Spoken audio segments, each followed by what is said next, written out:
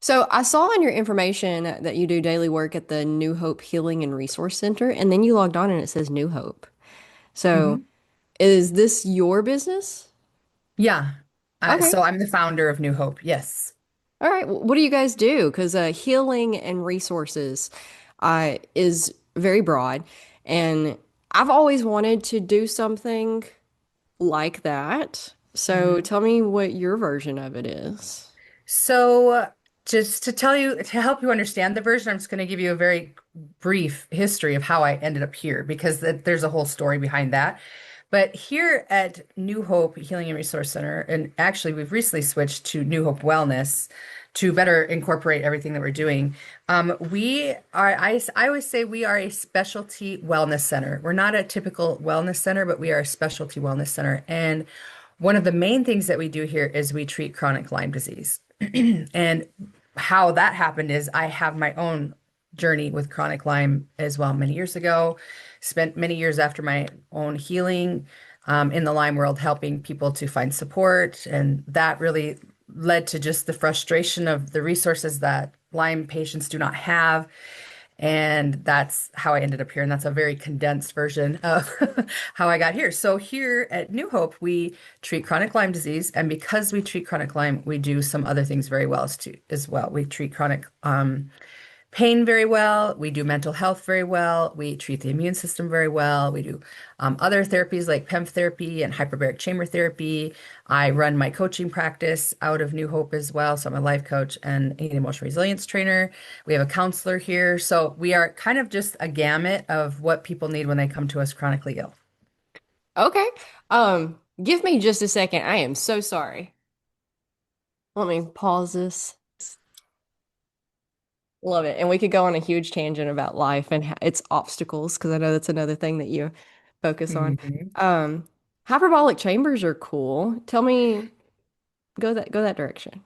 Yeah, so I got into hyperbaric chamber therapy because of Lyme, of course. And with Lyme patients, many of them struggle with brain inflammation, they struggle with chronic pain.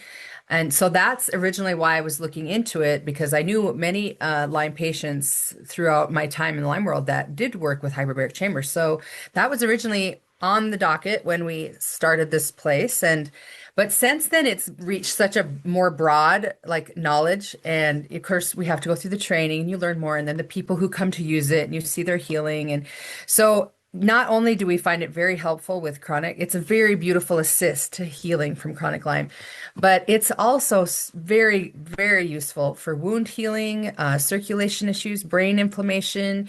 You know, after COVID, when everybody was having that long COVID and their brains were inflamed and doctors weren't able to do anything for them. We had several people seek us out for the chamber and they'd come in and do the hyperbaric chamber for a month or two and they'd go off and live their normal lives and that inflammation was gone. So, you know, I could tell just one story after another about the chamber. We had another lady through COVID who um, somehow COVID attacked her vascular system and she lost one of her, it was like in her feet and her legs. She'd already lost one of her legs by the time we found or she found us.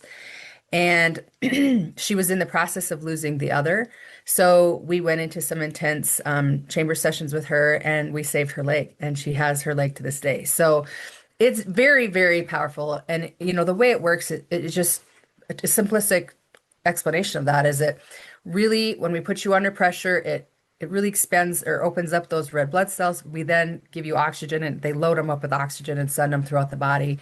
And that just creates this beautiful environment for healing. Cool. Breathing exercises are kind of I would call it rudimentary form of that. Yeah. And then we've Mm-hmm. taken technology and we're able to like do it for you. That's super cool because everybody wants the magic pill where they can just go sit in a room for 30 minutes rather Hmm. than spend 30 minutes a day doing these breathing exercises. So, Yeah. but the power of oxygen is pretty cool. It's impressive for sure. I see that in a lot of areas of my practice. And, you know, even specific to the hyperbaric chamber, they're now I'm using it for PTSD with veterans who have PTSD with great success as well. So yes, it's very powerful. And again, in my practice, I work with a lot of people who have anxiety and overworked nervous systems, and yeah, breathing is key in working with any of that. It's funny that all of these things seem disconnected. And that's kind of our Western culture is that we like to section everything off and, oh, Mhm. this isn't related to that, even though it is. And we want it to make sense, but we're all just kind of swimming in a energetic soup of connectivity. So Mhm. a lot of times when you find you're treating one thing with a certain thing, you inadvertently end up fixing other things that you maybe didn't even realize were a problem, maybe didn't realize were connected or part of that thing. Mhm. Yeah, I have a funny story about that goes with the chamber. We had a guy come in who he I can't remember. Oh, he was having a back surgery, or he had a very serious back surgery.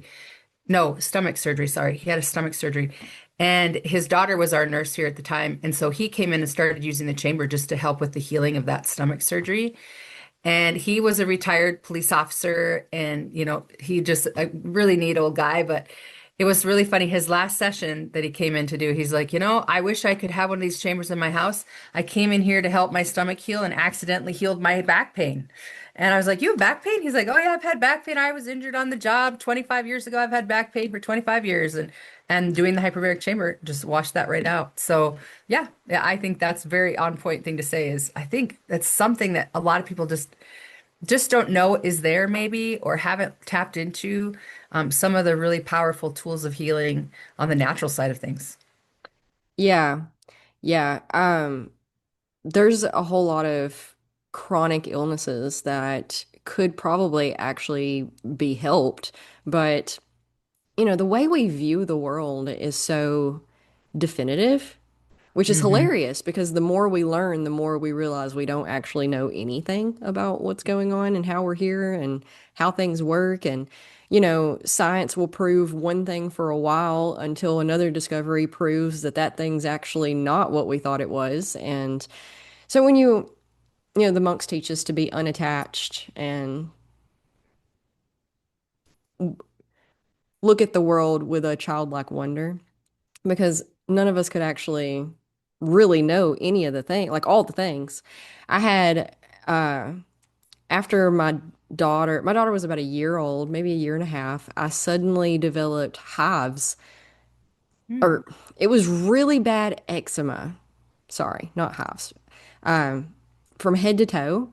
It was literally eating my skin, and I had never dealt with this Mm. before in my life. And I went to dermatologist after dermatologist, to doctor after doctor, and every single one of them told me that I would deal with it for the rest of my life.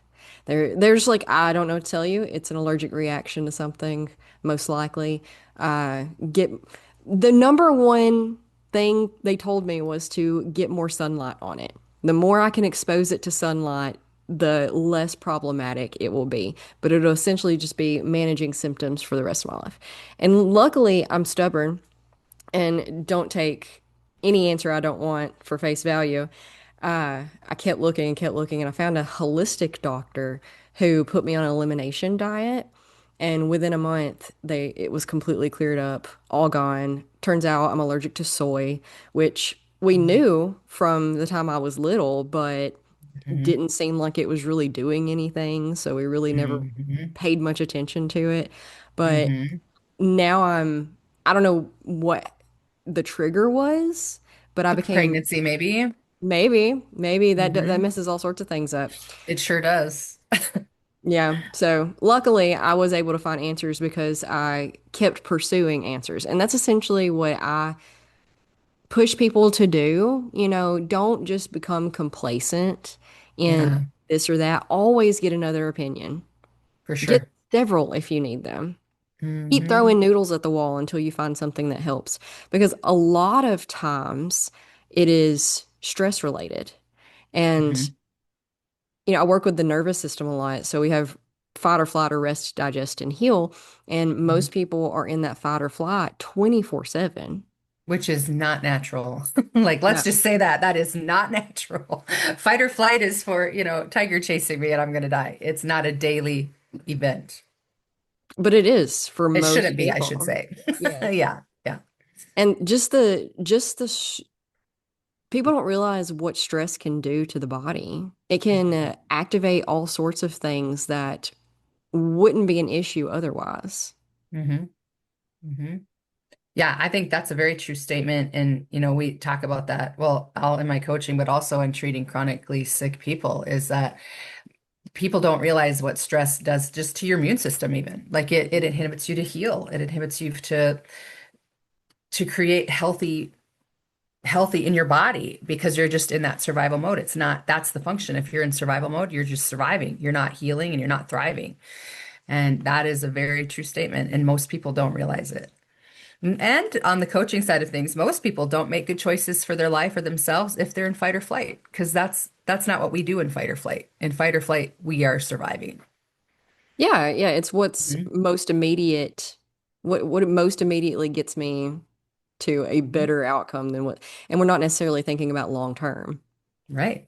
We absolutely are not thinking about long term. You're thinking about surviving the moment. Hmm. Yeah. Yeah, it's stress is has a huge impact on everything.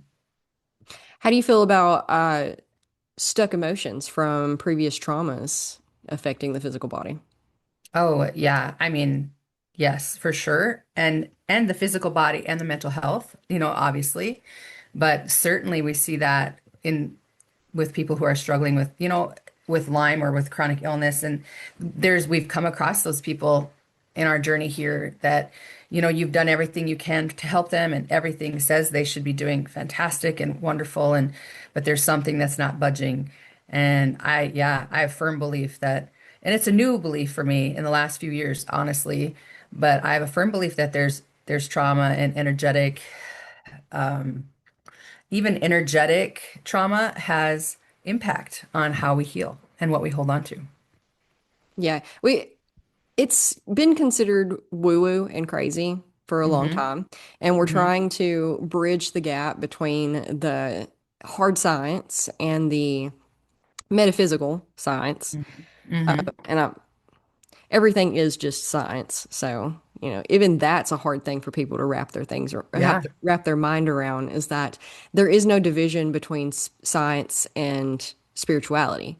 It's Hmm. just about your belief systems and Hmm. what helps you navigate and cope with the world around you, which we get Hmm. entirely too attached to. And then we Yes. want to fight about it. And Yes. talk down to others who may be working with a different belief system. But Hmm. the truth of the matter is that whatever is going on just Hmm. is going on, and that is science, whether we have a name for it or understand it or not. Yeah, for sure. I love that. It doesn't have to have a name to be science. Sure. Yeah. And we get Hmm. stuck. We get stuck on that mental, emotional stuff that, makes us human. And I see we can call it the placebo effect or our mental programming or whatever, whatever, but the mind has a huge impact on the body. And Oh, yeah. we want to separate even that. We want to Hmm. say that the body's the physical that we can touch, and then the mental emotional is something completely different, right? That has nothing to do with the brain or wiring or chemical imbalances or hormones, it for some Hmm. reason we have it stuck in our heads and our belief systems that they're all different things and one thing doesn't influence the other. But Hmm. I see a lot of just from my own experience with people who become sick, like deathly sick. We'll say like stage 4 cancer or even COVID when that was really going on big and stuff. The people who wanted to live and wanted to fight often did so. And the Hmm. people who were, borderline didn't even want to be here anymore anyway, saw it as a reason or a good way to opt out and Hmm. didn't make it. Hmm. Yeah, that's not a new concept for me, at least. I definitely see that in Lyme disease. I have for years. And the people who are focused on moving forward and doing whatever they can to get well and keeping that mental focus, they do just do better. They just do better and they heal better and they heal faster and they have better outcomes. And those who don't believe they can get better, those who don't have something to hope for, those who are trapped in a negative belief system, struggle. And some of them don't get better because they Mhm. don't believe they will get better. So the brain is very powerful, something I've been very aware of for a very long time. Yeah, everything starts in the mind, and it really is a try or try not. It is only do or don't, right? Hmm. If you want to, things can improve, and if you want to stay stuck, then you will stay stuck. The problem is Hmm. that you have to understand how the brain works and how the Hmm. mind works in Hmm. order to get around these problems sometimes. Because, Hmm. like people will fight you all day about how, um, their life is so problematic. Just can't get rid of this depression and anxiety because of the way the world's formulated, and people are doing this to me, and, playing the victim essentially. Hmm. And Hmm.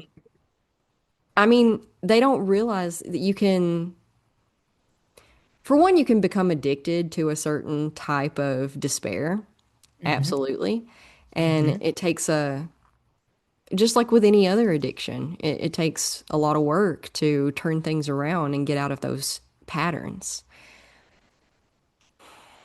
Yeah, I really think that's a true statement. It takes a lot of work to get out of those patterns, and you have to really be willing to challenge those belief systems and reframe them.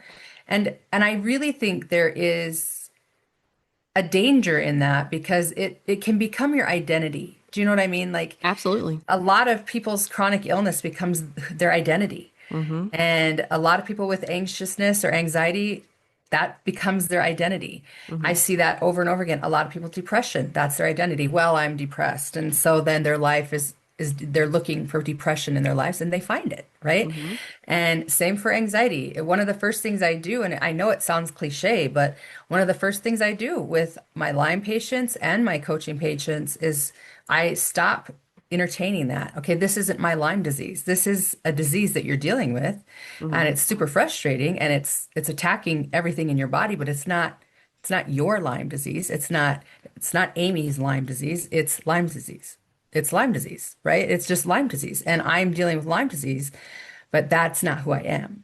Like Mm-hmm. I'm outside of Lyme disease, I'm a kick-ass woman, right? Like outside of Lyme disease, I've done all this amazing stuff and I'm a mom and a wife and but it becomes all consuming, especially with chronic illness and Lyme, and I would say chronic illness of any kind. You're constantly managing that. Just like you said, it was just going to be managing. And so they're constantly taking medications or, every step is counted in their lives because they're miserable or they're in pain. And it really takes an intentional effort to disassociate that from, no, this is something I'm dealing with. It is not who I am. And who I am is so much more than this disease. And same for anxiety. Who I am is so much more than anxiety. Anxiety is something I'm dealing with. Like I might be having an anxious day, but it's not my anxiety. I'm not going to own that. It's Mm-hmm. something I'm dealing with. And even that tiny little switch on perspective can be very powerful. Yeah, because everything is just built up of tiny little particles, tiny little things, tiny little Hmm. moments. Hmm. That's the problem a lot of people find with who do deal with any kind of mental and emotional despair, is Hmm. that we think that happiness is grand. We think it's, the energy you feel at a concert, or birthday party that's going really well, or, a night out with the girls, or whatever, whatever, whatever. And the truth of and when you hold happiness to a grand scale like that, of course it's not coming around every single day, you know? Of course you're not finding happiness if you're giving it so much power. But if you instead bring it back to smaller things, like, I imagine you're familiar with the emotional guidance scale. Mhm. Yeah. So contentment is right around there in the middle. That's more of what we should strive for rather than full on Mhm. blown joy and happiness. Mhm. And that Mhm. makes things a lot more attainable when you Yeah. can find happiness in the mundane, find the magic in the mundane, make things Mhm. special just because. Um, the again, the power of the mind can do that for you. That's why we have imaginations, you Yeah. know? It Mhm. gives us the possibilities. And we get so stuck on the hardcore fact and science that we're like when I was growing up, Harry Potter was released about the same time that I was the age of Harry. I was like 12 or something. So Okay. I immediately got really into it, especially since I covered this a lot in the last episode that I just got off of like an hour ago. Um, so I feel like I'm just repeating myself. Fresh in your mind. Yeah, Yep. yeah. Um, I grew up in the Bible Belt in a Church of Christ. So, Mm. where are you from? I know it's cold there. Minnesota. Minnesota. Central Minnesota. It's freezing cold here.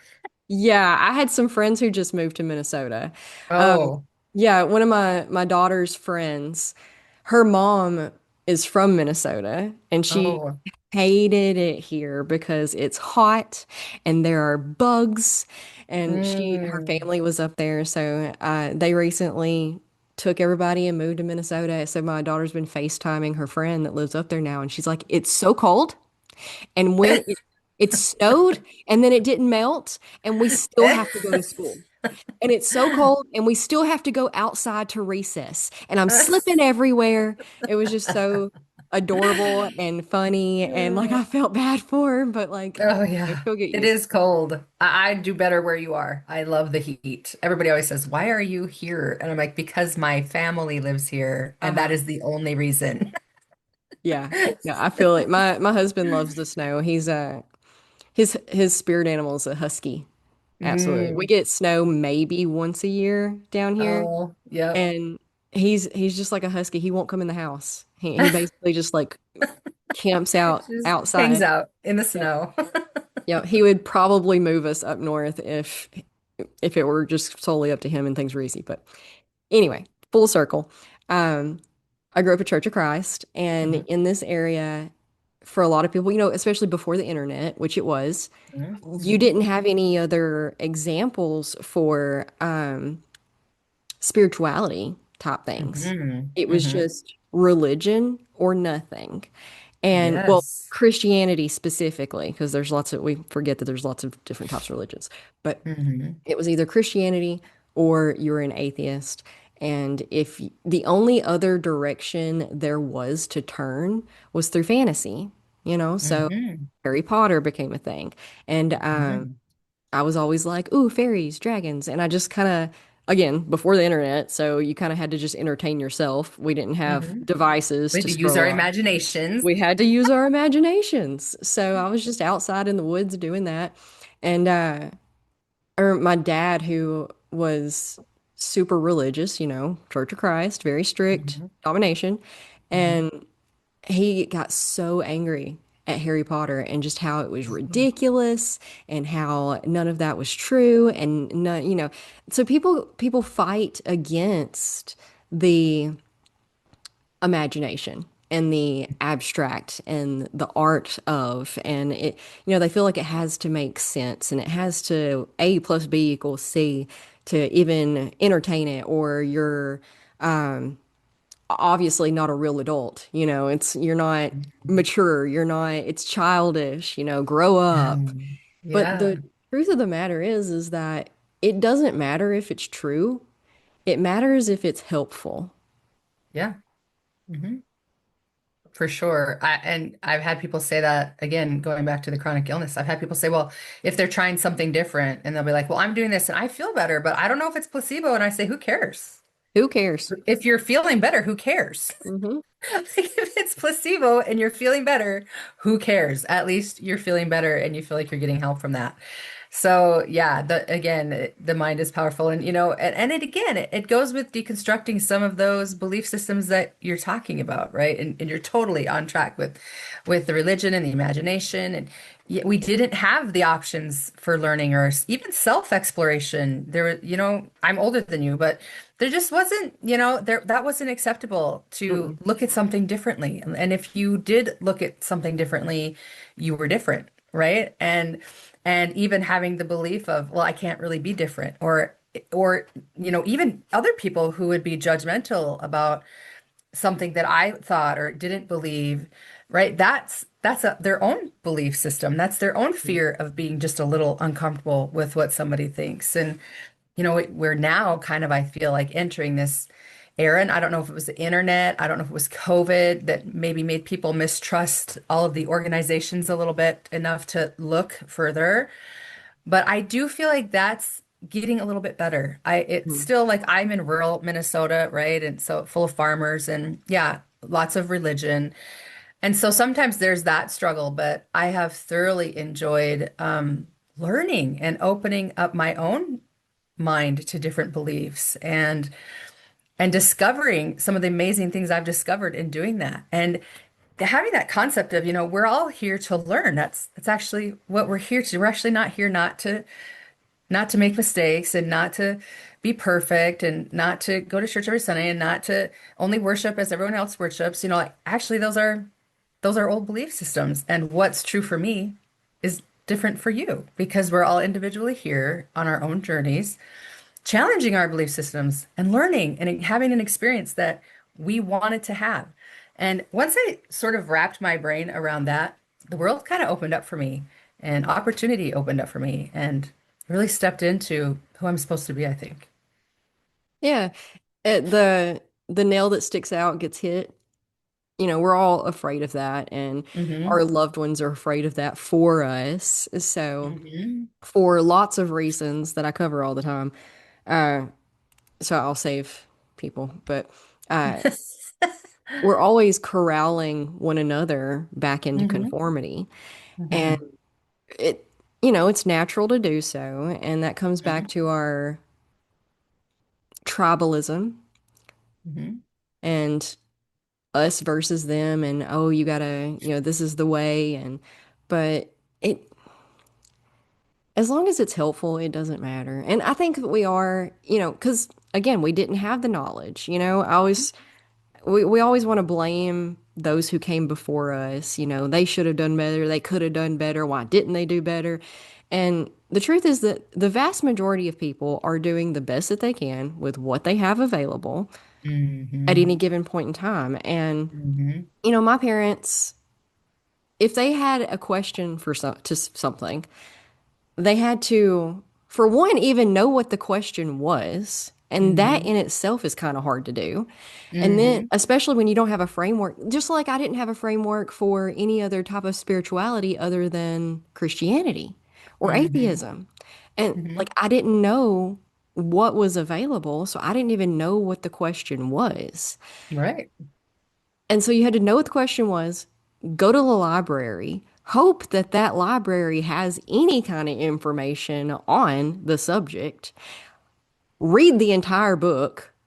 Who has time for any of this? And then, we also want to put weight on books. People put things on pedestals, like Hmm. doctors and politicians, and books are one of these things that people put up there, and we forget. We think that, oh, if it's in written text, it must be factual. It must have the weight, it must carry the weight Hmm.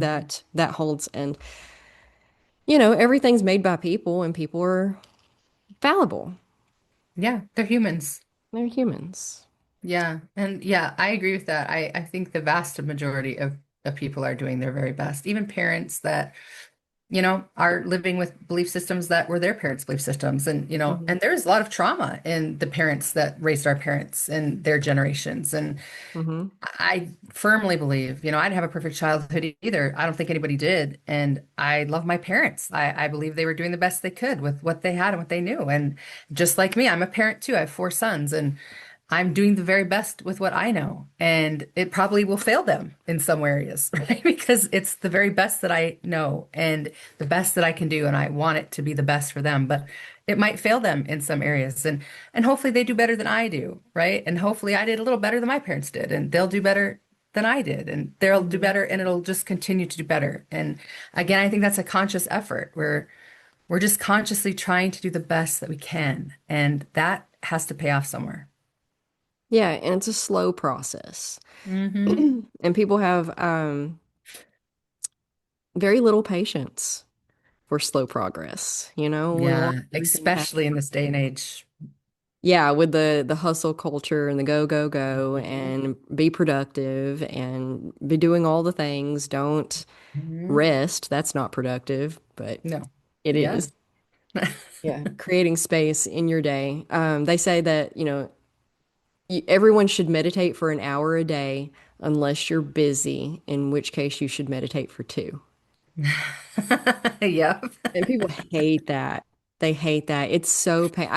I teach yoga, and for a long time it was because the philosophy stuff is what had my heart. Yoga is Mhm. thousands of years old, and for the majority of those thousands of years, it was completely philosophical in nature. It had no exercises, no poses.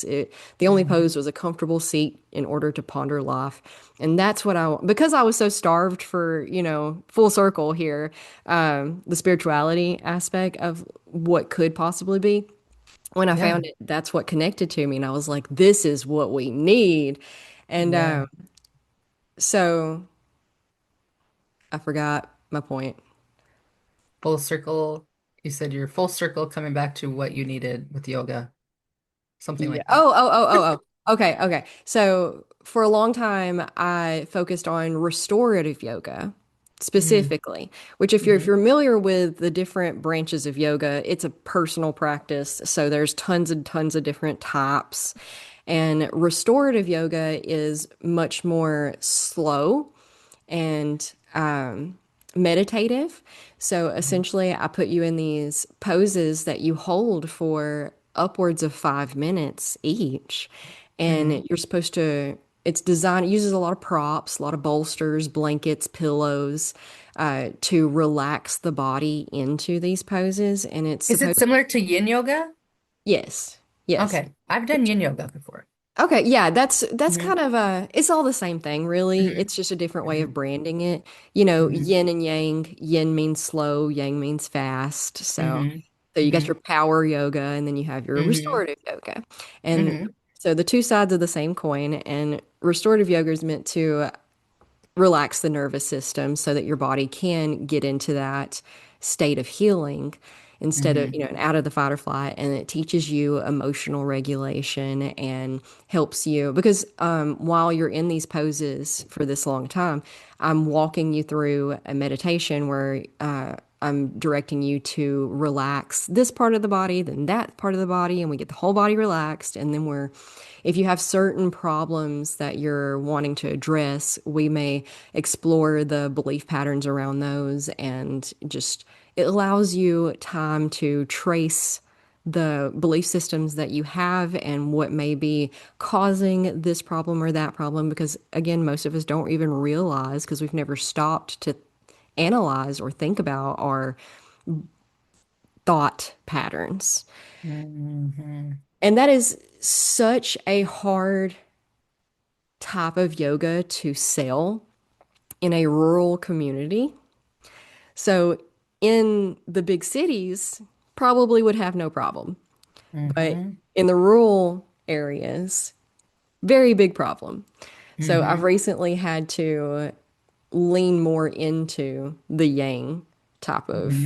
But anyway, point of story is that people don't want to sit still for nothing. No. Well, they don't know how, Yeah. honestly. And I honestly believe to my core that that is one of the biggest adversaries or enemies of like peace and love and light and all the stuff we're all looking for and joy because Mhm. we do not sit still anymore. We are not quiet. We are not communing with our higher divine inspiration. We are going, we are going, we are going, we are going, we are going. We sleep, we are going, we are going, we are going, Yep. we are going.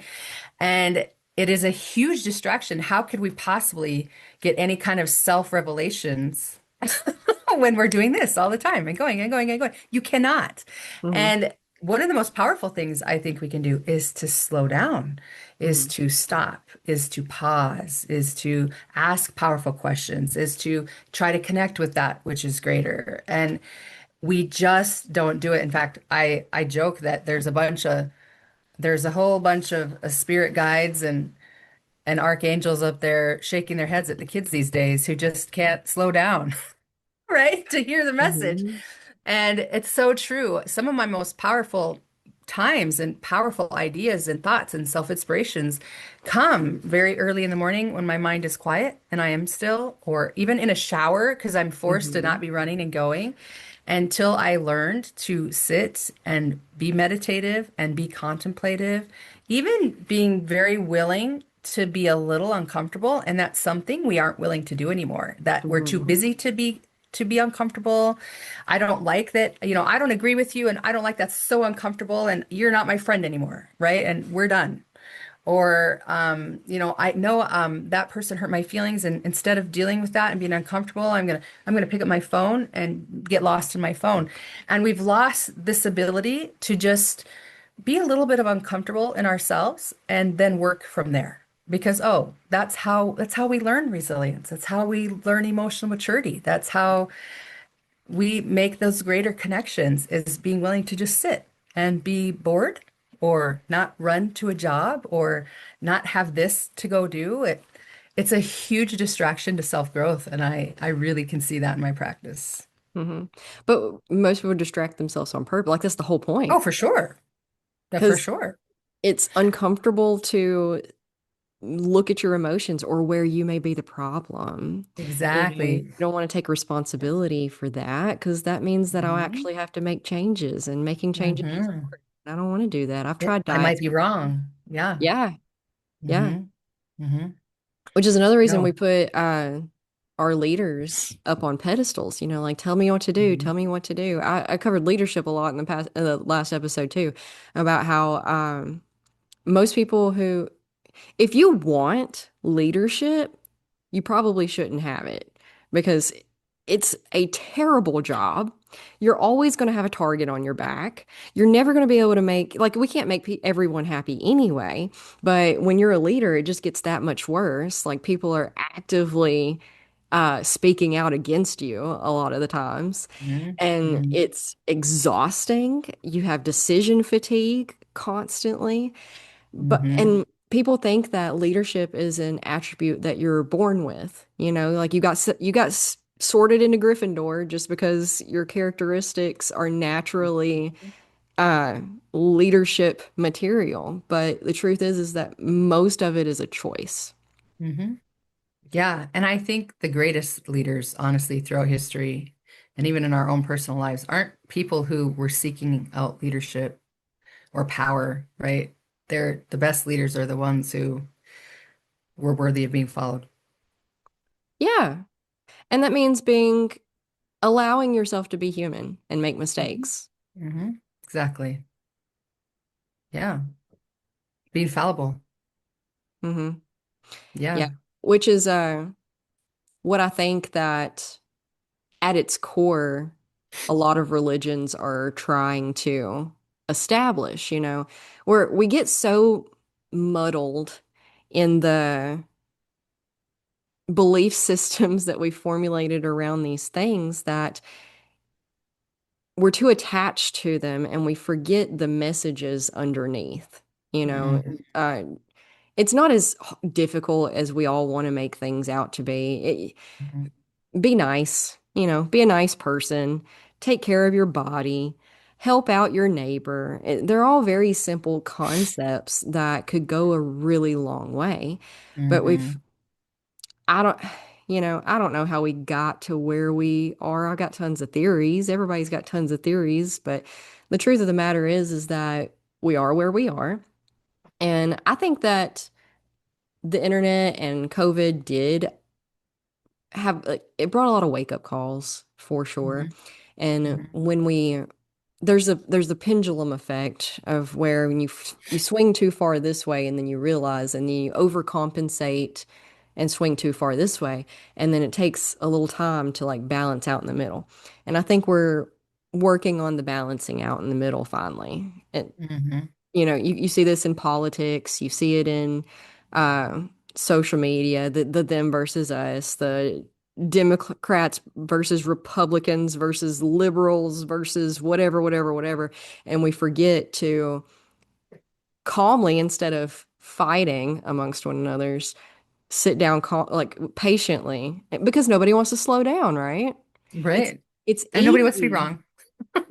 It's easy to lash out. Lashing out is the Yes, easy thing to do. Being absolutely. being patient and finding a solution that works for the majority, not all, you're never going to have a solution. There are no solutions that are best for every single person. Hmm. So ideally, the only way we could do what's best for every single person is to change things on a person by person basis. Hmm. And you can't do that on a grand scale. You Hmm. can only do that when you take responsibility for yourself and those in your Hmm. life. Hmm.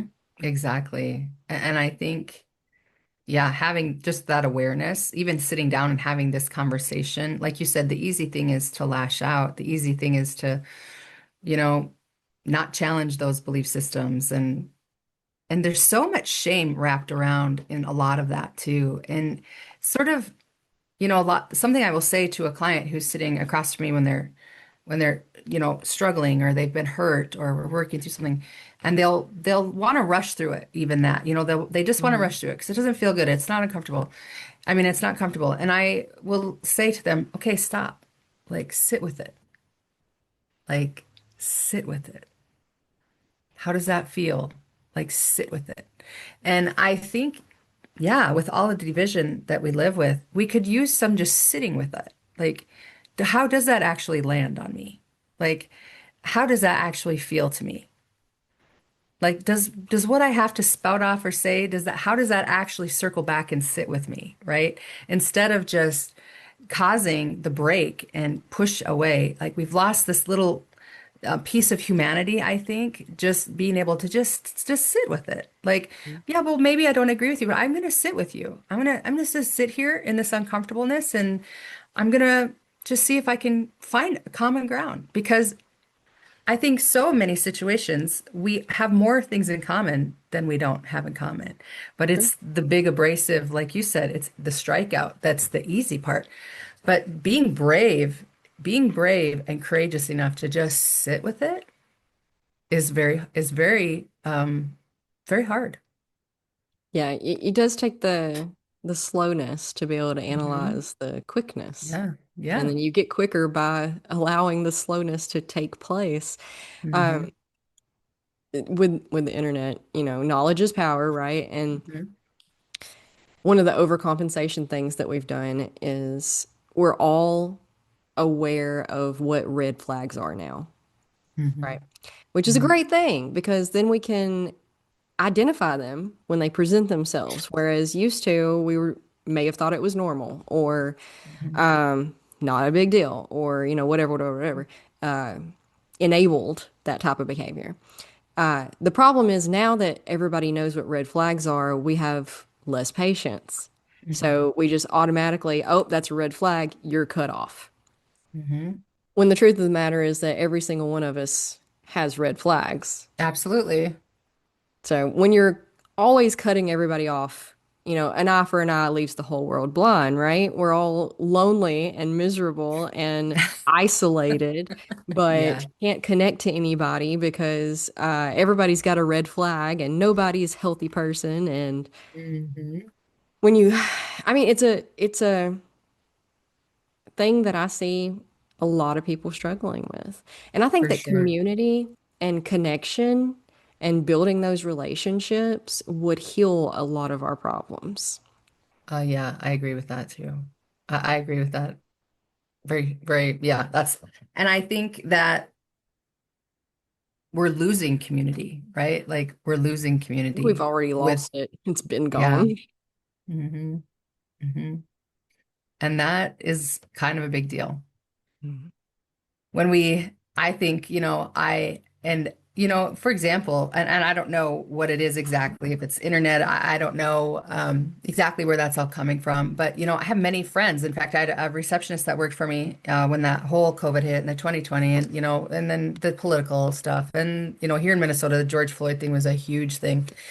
And people just got really comfortable being terrible to each other, if that makes sense. Mhm.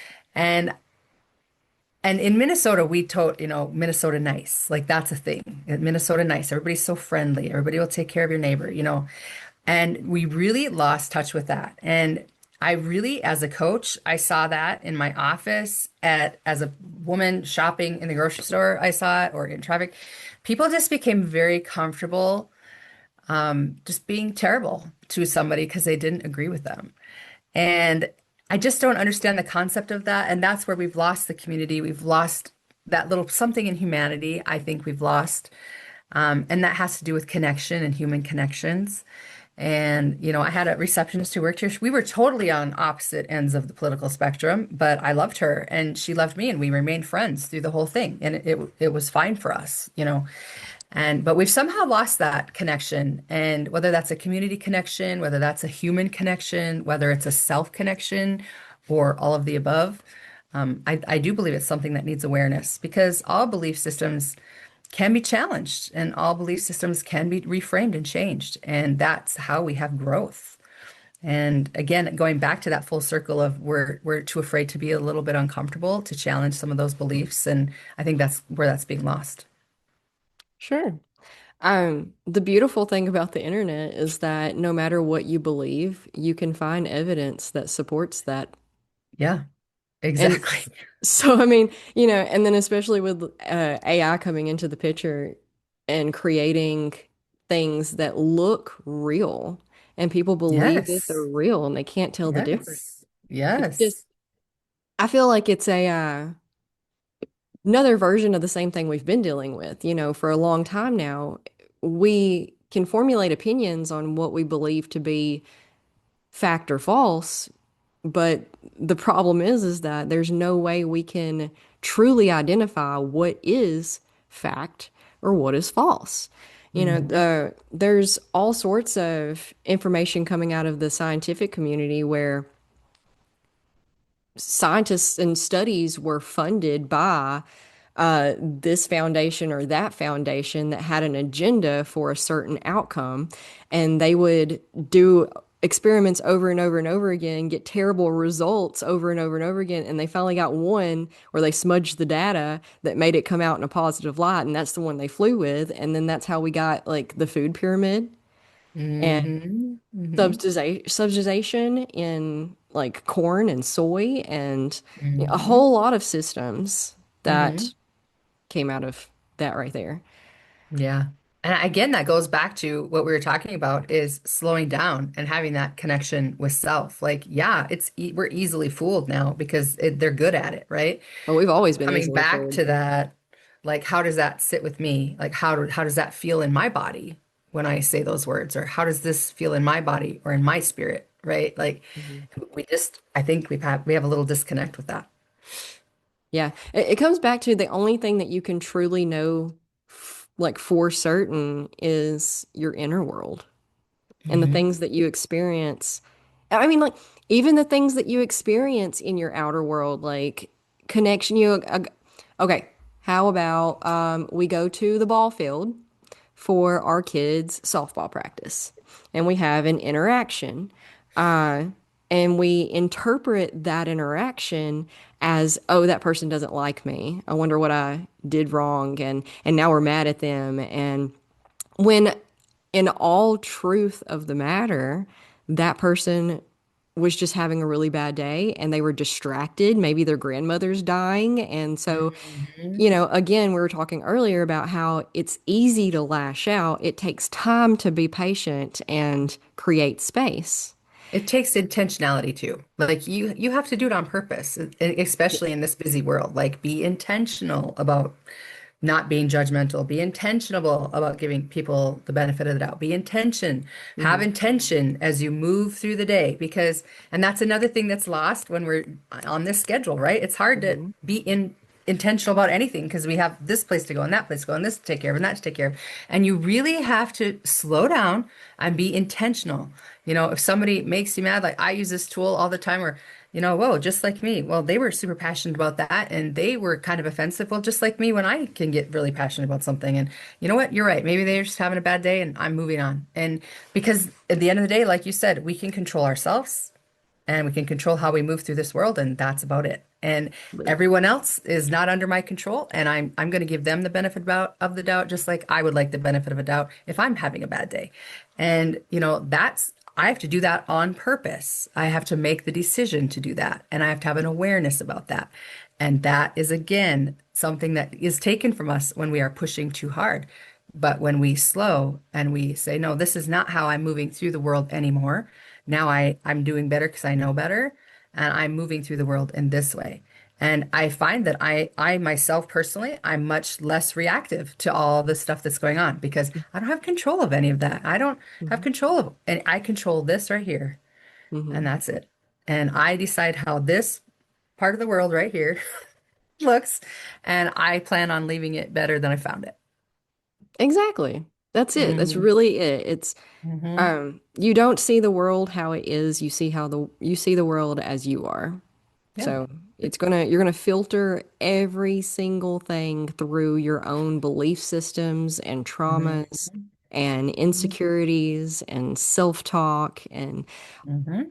and once you know that, once you understand that the world is a mirror and it's just mirroring back Yes. to you Yes. whatever your inner world is, Hmm.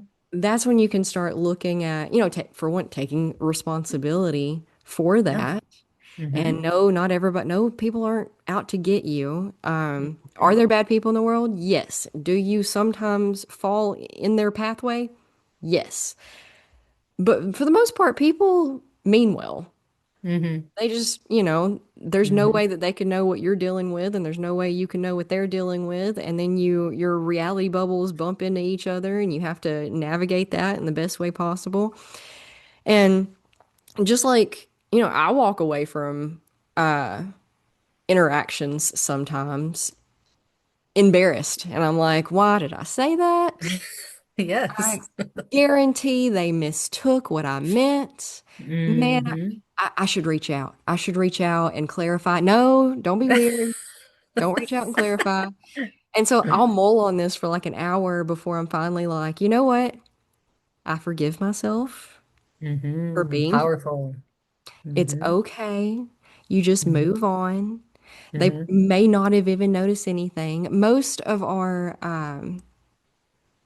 judgments of how people see us are simply our own insecurities. Yeah. Hmm. And most people are so wrapped up in their own heads that they don't even notice, you know, that you Hmm. gained 5 pounds or that Hmm. your shirt fits funny or that you looked awfully mean today. Like whatever it is, whatever your insecurity is, Hmm. we always think that everybody's noticing that everywhere we go, but nobody cares. Nobody notices. Yeah. They're all too wrapped up. Nobody can slow down long enough to Yeah. True. notice. And I think at the root of it, it's certainly becoming a life coach and any that focuses on emotional resilience really changed my outlook on how I see people. And it just really changed how I move through the world because when you've done like inner child work and when you're working with people to teach them, what the responses and reactions are and how they are rooted and come from that inner child. And the healing that can take place when you go back and take care of that little one, it really changes just how you see people and just those. those reactions and those interactions with people. So many times I find myself thinking this world is just full of a bunch of insecure little inner child inside everybody, little inner children that they just need healing and they need, at the root of everything, most people just want to be seen and heard and loved. And those are our basic needs that every human being should have. And unfortunately, not all of us got that in childhood. And so there's some wounded people walking around out there. And if you pause, like you said, step back and pause, it's easy to see those wounds coming out. And it's much Hmm. easier to walk away from an interaction because that person is wounded and they just want to be seen, loved, and heard. Those are Hmm. basic human skills or needs that we need. And that was a very powerful knowledge for me. And I've had that just reiterated in experience after experience after experience that, and most of us just need basic things. That's all we need. Hmm. Literally Hmm. every single person just wants to be seen, heard, and witnessed. And Yes. it's real easy to all the time, I'm in my head like, you get caught by those people who are talkers. And I'm a Hmm. talker, but I have this outlet. So I'm actually not a big talker in my day-to-day life because I channel it You all talk right all here. day here. Uh-huh. So I go out in my regular day life, like I go play pickleball, and I just want to play pickleball. I don't want to chat. I don't want to tell you about my life. I just want to play pickleball. I just want to get on Hmm. the court and hit a ball and jump around, and I'm not Hmm. interested. And you'll catch, there's always the people in the community. You're like, oh man, I don't want it. And you get stuck with them, you get caught by them, and then you're stuck there for 20 minutes and they're just Hmm. talking, talking, talking. And Yes. you can see all of the, especially if you're aware of the psychology of all of this. And not only Hmm. can you pretty easily identify your own, well, I don't know about easily. Once you start identifying your Once you own, have an awareness, yep, you can. well, yeah, but it starts to be really easy to see other Hmm. people's also. Yes. So like, Yes. I'm like, I don't have time for this. I don't want to sit here for this. But then I think, the biggest impact, everybody wants to be the hero, but nobody wants to help mom with the dishes, right? Hmm. Hmm. It's in the mundane, it's in the little things, it's in the Yes. stopping and giving this person space to Hmm. what the thing that annoys you about them could be healed just a little bit if you just create space for them to exist in this version of them that they are right now, Hmm. because we are all Hmm. constantly changing into new versions of ourselves. And you can Yep. be a part of their healing or you can be a part of their pain. And that all comes from, yeah, being intentional. Hmm. Yeah, for sure. And and even being surprised and having them be a little part of your healing, right? Like you never Sure. know. Those interactions can be just it's the little tiny powerful things, the little tiny powerful pauses. The most powerful things happen, I think, in little steps, like you're saying, it's not big, grandiose actions or events. It's the little tiny things that lead us a little closer to who we're supposed to be every day. And yeah, being intentional and taking those intentional pauses, creating self-awareness, can be a really powerful step forward. Yeah, you got to set the energy. It's Mm-hmm. the subtlety in that because it's contagious. Just Hmm. like we inherited pretty much all of our patterns from those who came before us, a little bit also from the things that we collected ourselves along the way, like, Hmm. the TV shows, media, whatever have you. Everything's always kind of shaping us in this way or that way. Hmm. Uh, if you go out and you encounter someone who is lashing out, the cashier at Starbucks was a jerk Hmm. and for, whatever. And so you walk away from that and now you're in your feels. Why were they such a jerk? How dare they? Yada, yada. And then you inadvertently have road rage, which then creates problems in the next car. And it just ripples out Hmm. from you It like that. does. It's the ripple effect for sure. And we don't realize that. We think that there's no consequences to me being moody right now. And like, Hmm. man, in my household, I am not a, Everybody in my household's allowed to have an attitude but me, because I'm mom. The slightest minute I have an attitude, everybody else just it just becomes a energetic feeding frenzy. And now Mhm. everybody's yelling, everybody's crying, nobody's in a good Yes. mood, nobody's being easy to work with. So just like, yeah, it may not seem fair that, Hmm. but somebody, just like somebody has to be the leader, Hmm. somebody has to set the energy, set the vibe. Yeah. I was Yeah. I was playing pickleball yesterday, and there's this man who he just has very large energy. Okay. He's not there's nothing negative about his energy. He's just very big energy. He's go, go, go. And he's so energetic. And me and my partner got out there, and halfway through, she was like, I'm so stressed out right now. I was like, like, you have to you have to put up these protective shields around yourself Yes. and set your own internal energy. And despite what, and that's, I tell I end almost every yoga class like that. I'm like, because, we end in Shavasana where you lay down for a few minutes. And Mhm. then as I direct people to get up, I'm like, moving at your own pace, as we all Mhm. always should do, regardless to what's going on around us, because we forget, energy isn't contagious. And just like you bump into Mhm. somebody who's having a bad day and now you're having a bad day, when you see a friend who's happy and joyful, you love being around that friend because you walk away from that friend with their happy and joyful energy. And, Mhm. it's easy to meditate and find a place of inner peace when everything around you is going fine and then everything's Mhm. calm and Mhm. quiet and still, because the stillness of the environment, you're soaking that in, you know? Mhm.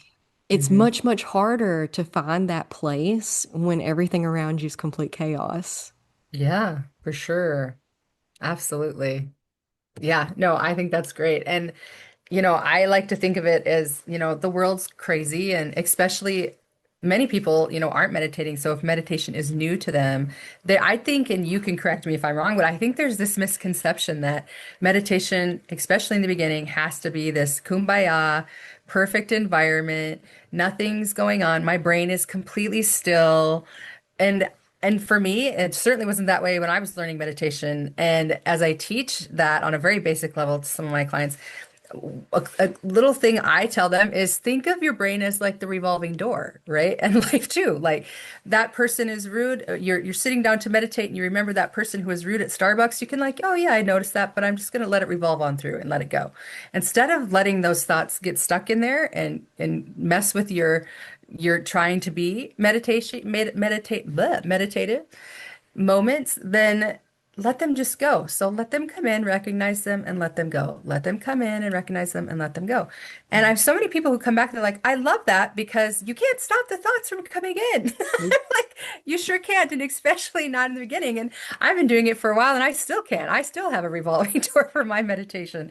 So again, that's just this belief that we have that this is exactly what this has to look like. But actually, Mhm. it can look different. It can be tailored Mhm. different for you. And especially when we're new at something, yeah, have a little bit of grace and let those thoughts come in, let them go out. It doesn't have to look like anything to be perfect, right? Mhm. Sometimes sitting down and just being still for 15 minutes in a really busy day can be perfect, Uh-huh. And we have these ideas again, right? Those beliefs that, oh, I can't meditate because I cannot quiet my mind. Well, welcome to being human. Uh-huh. Yeah, there's lots of misconceptions about meditation. Hmm. There's wild misconceptions. For example, when I first started teaching all of this, I had a grandmother. I have several grandmothers, have had several grandmothers. I had one of them tell me to keep my children out of it because children should not be communing with spirits, Oh. was what she said. And I was like, that's not what this is. I was like, meditation's just sitting with your thoughts and wondering, like asking yourself why you do the things you do, where that came from. She was Mm-hmm. like, agree to disagree. Like, okay. Um, and then she did come around. She like actively apologized for that years later. She was like, you Oh. were right. Meditation's actually great. And I was like, yeah, um, that's great. But because not a lot of people are willing to come back and admit where they No, were wrong. And right. but so that's wonderful, especially since she's like in her 70s. But anyway, I digress. Uh, People think that you have to have chunks of time. I don't have time to meditate. Okay, Mm-hmm. let me tell you what. Yeah, you do. We most all of us have a smartwatch attached to our wrist these days. Not everybody, but most of us do. And most of those smartwatches, you can press one button and go set a timer for 5 minutes, set a timer for 10 minutes, Mm-hmm. 15, 20, however long you do Mm-hmm. have. Okay. For one, you don't even have to do 5 minutes. If I like there's a power in the pause. And that pause, that 30 seconds to a minute, okay, it doesn't matter what's going on. You Mm-hmm. can pause for 30 seconds to a minute, okay? Mm-hmm. Um, and of course, there's exceptions to that. If you're in the middle of a car accident, sure, you can't pause and recollect yourself before you react to, but Yeah. anyway, uh, 30 seconds to a minute's not going to make any kind of difference. And that's plenty of time to take a deep breath, relax your face and shoulders, and Mm-hmm. recalibrate your energy from heightened to okay, focused. Mm-hmm. But I do 5 minute meditations all Mm-hmm. the time. Okay. If you're Mm-hmm. feeling exhausted, that 2 o'clock feeling that we get, and we're just like, Mm-hmm. oh man, it's so hard. It's literally painful for me to keep sitting at my computer staring at these emails. You sit 5 minutes on your watch, and for those 5 minutes, you just give yourself permission to do nothing. And that is such a refreshing feeling because we have all this Mm-hmm. pressure on us all the time to produce and perform and be productive and to allow yourself 5 minutes. And it was like Mm-hmm. that. I was because you're still tense. You lay down. A lot of us are, we lay down. We're like, oh, I should be doing this. I should be doing that. You're like, look, Savannah. I give you permission for 5 minutes to just lay here and relax. And you come Mm-hmm. out of it so much more refreshed and Mm-hmm. capable and energetic on the Mm-hmm. other side, able to And probably more formulate. productive. Oh, Mm-hmm. absolutely. Mm-hmm. Absolutely. I'm a napper. I'm a napper. Uh, I used to fight my naps so hard because obviously I was a piece of garbage if I laid down and took a nap in the middle of the productive day, you know? Mm-hmm. Mm-hmm. Um, but then I realized that if I pushed past when my body wanted to lay down for a few minutes, Mm-hmm. I became grumpy. Yeah. Became draggy.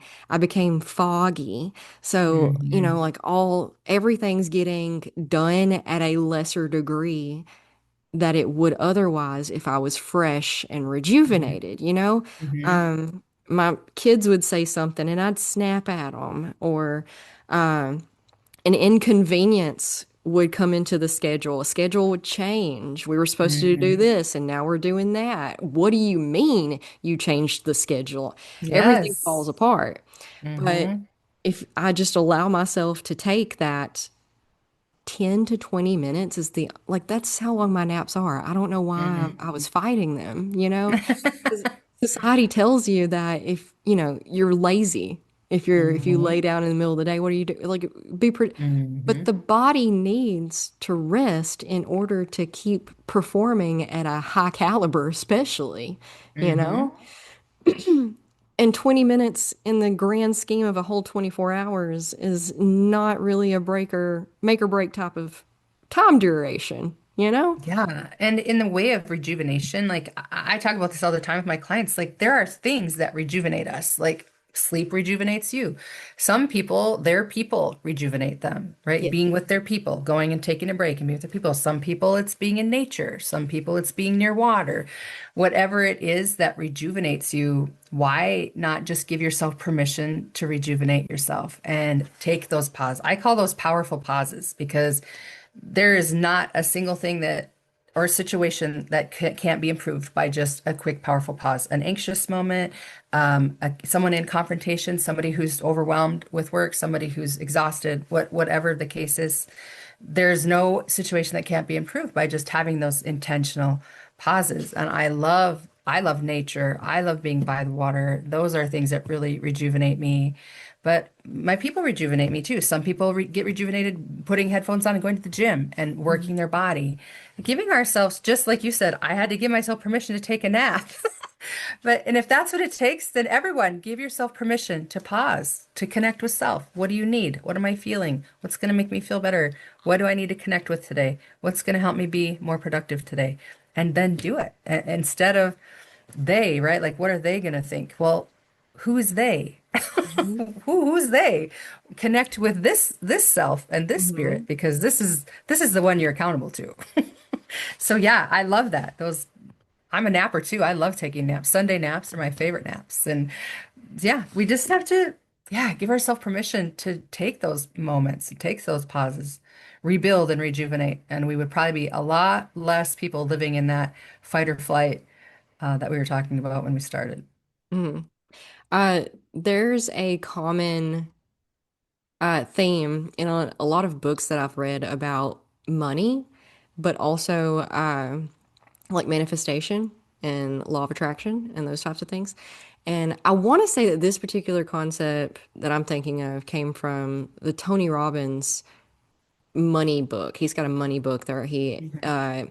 interviewed a bunch of like Warren Buffett and a bunch of other like big name millionaire, billionaires, whatever, and was like, what are the common differentiating factors, right?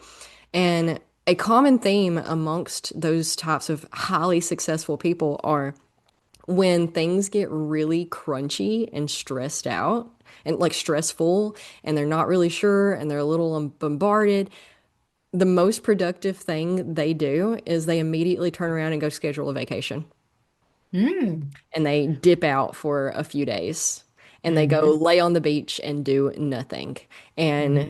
swim and drink margaritas and just have a good Take a time. break. Take a break. Uh-huh. And then you Hmm. come back to it, and then suddenly everything's aligning and working out, and everything's a little bit easier. And that's so Hmm. counterintuitive because Yes. obviously, if things are a mess and going wrong and overwhelming, then we need to do more and able to keep up, and it Hmm. just the momentum grows. But what we need to do is like, well, hold on. Yep. Yes. Which seems like such common sense, right? But we don't do it. We won't allow ourselves to. No, because we are Mhm. in our heads about what would they think, right? Mhm. And Mhm. I have so many friends. Man, the older I've gotten, the more I realized how insecure most people are. Mhm. And I mean, like, I came from that for sure. I'm way less insecure than I used to be by mountains, mountains. But sometimes, like, I am still really insecure about some things. And that's the thing is Mhm. that it's not about what will people think, it's about what do you think? And, or more importantly, if you want to put somebody outside of yourself and what they think, what do your children think? What do the Mhm. children in your life think? Because let me tell you Mhm. what, they have a bullshit detector that far surpasses anything any adult's working with. And Yeah. if if they look up to you and they think you're a good person, you probably are. Mhm. And that's all that matters. Because Yeah. sometimes I'll get in my head about, what people think or whatever, and then I'm like, well, you know what? My children are doing just fine. And their Mhm. friends come to me when they need things. And they come to me when they need things. And that's the opinions that matter. Exactly. Exactly. I think we all need a list. In fact, I do this to remind us whose opinions we really care about. Because we can be ruled by they, you know? We can be Yep. very ruled by they as far as insecurities go. In fact, that's something I ask all the time, like, well, who's they? Well, what will they think? Well, who's they? Who are they? Who are we worried about? And I literally have my clients make a little list. It has to be less, not a big list. Like I don't want any list coming back with 20 people on it. Like it should be five or less of people Mhm. that you really care about. And they have to Mhm. be like you can care about people and they still don't have the opinion or the power to sway you. You know what I mean? Hmm. Like, and that's how I describe it. Like, is this person's opinion going to sway how I feel or what I've decided for myself? Very few people can do that. And I have a lot of siblings and parents. There's my list is very small. Hmm. And so when I get caught up in that, oh, I have to do this because if I fail at this, what are they going to think? Or if I fail at this, what are they going to think? And if I'm not perfect at this, what are they going to think? And literally, I will have my clients and I myself will get out my little list. I have them carry it in their wallet or in the pocket on their phone and be like, okay, are they on my list? Oh, no, they're not. Oh, okay. I just remembered I actually don't really care what they think and I'm going to keep moving forward. And that's very powerful. I had a lady, a client of mine who came in after doing this activity for a week. And she's like, I never realized what a prisoner I was to what Yeah. everybody else thought. And she's like, and I can't tell you how free I am now. I'm Hmm. like, yes. And again, it's just that intentionality of thinking about that instead of just going forward and keep being driven by that belief that I have to do what everybody else thinks I should do.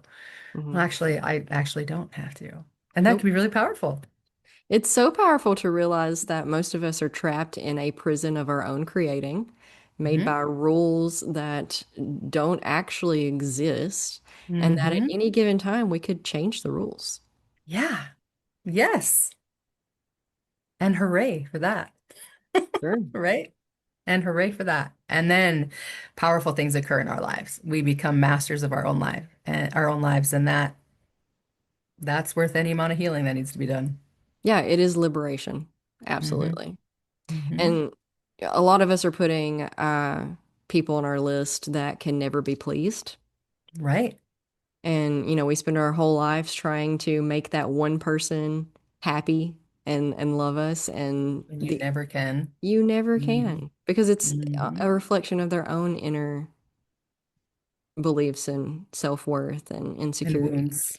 and And wounds. wounds. Yep. Hmm. Yeah, exactly. So, yeah, it can be powerful. Again, just that self-awareness, those intentional pauses, just to think about that. Because how many people probably never thought about that because they've never taken the time to just pause and be like, where is this belief coming from? Like, why do I think that I have to please this person that I can never please? Why, Mhm. when did I get locked into this dance that I don't want to be in, right? When we Mhm. stop and ask those questions and get those answers, then you can say, oh, yeah, I'm not moving through the world like that anymore. Oh, I am changing those rules. I Mhm. like how you put that. I can change these rules anytime I want, and I'm not walking through the world like that anymore. It becomes so powerful in how we move through the world. Yeah. Um, Not only do we,